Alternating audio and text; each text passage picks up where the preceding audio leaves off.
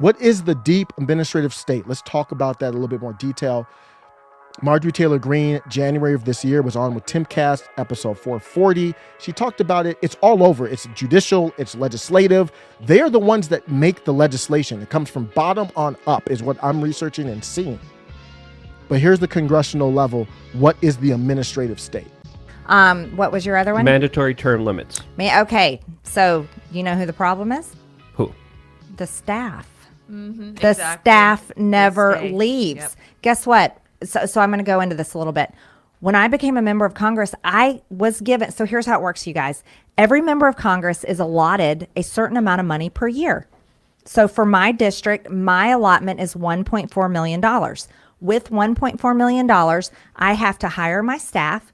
I have to pay for district offices. It's like a mini business. Each member of Congress is like a mini business, and you have to stay within those bounds.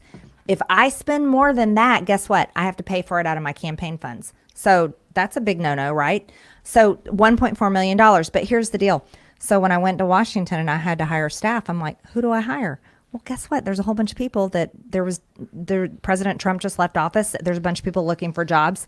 The staff in Washington never leaves. We talk about the administrative state being like the head of the FBI. J. Edgar Hoover, 40 years at the head of the FBI, administrative state all the way, deep state, whatever. And so you're saying that the actual staff, congressional staff, is also part of that administrative state. Like they're just. Oh my gosh, yeah, and they'll go from working in a Democrat office to working in a Republican office. It's a job. So let me clarify. It's a job. Term limits for everyone, including the bureaucracy. Well, so here's some other things. So let's say every, I think I signed the term limits pledge, by the way. But I don't want to term limit myself unless everyone else is term limited, because guess what that is? Oh, yeah. That would be like leaving and then leaving all the bad people in there. So that doesn't make sense. But so here's something, 10,000 hour rule. Has anyone ever heard of that 10,000 hours? So you get good Yeah. at something. If you do something 10,000 hours, Yeah, you become you're an expert. master Oh at my it. gosh, you're an expert. So if I played that guitar behind you for 10,000 hours, should be pretty good at it. Yeah. I would hope so. But anyways, so if you're there for only 6 years, or for, I think, senators 12 years, by the time you become an expert, you leave. And so I don't really know that all the problems can be solved. I know this, I want the good people to stay in and fight and fix the problems.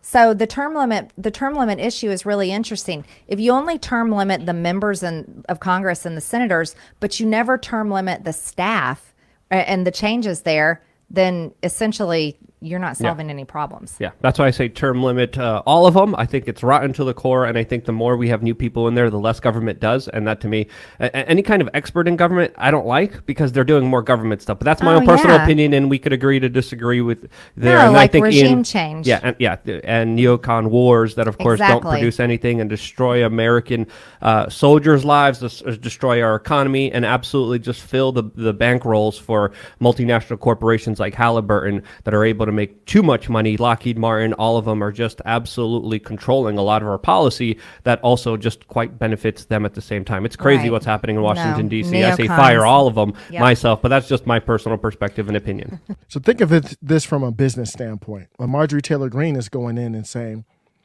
I have an agenda, an America First agenda. And I go into D.C. and I'm like, I need to staff. Who am I going to staff? Who knows the inner working of D.C.? I don't know the inner working of D.C. And even if I did, are you crazy? I'm not going to go into that hornet's nest. You see what they're doing? They're pulling Peter Navarro out in shackles, running up on Roger Stone, Steve Bannon, all these trials, and they're all biased and unfair. They're attacking anybody, J6ers. Even if you just went to the speech, they call you basically a traitor. Much less working for Marjorie Taylor Greene and trying to do America First policy.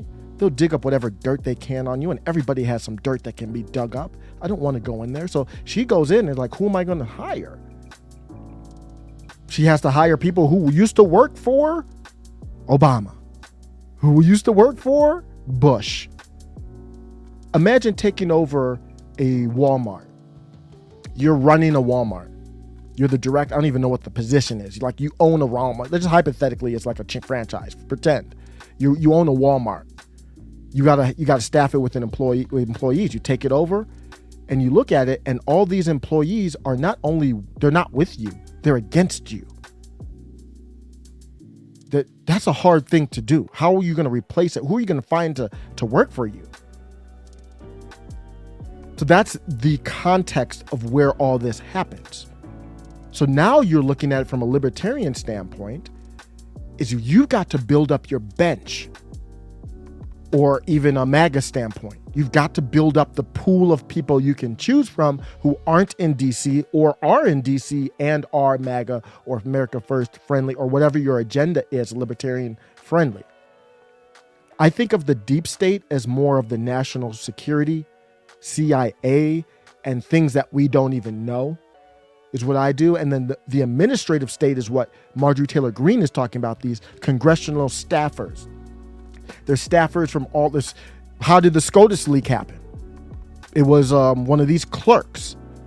There's all these people planted everywhere that have information, that know things, and they might be against you. Imagine working and the person reporting to you is vehemently against you.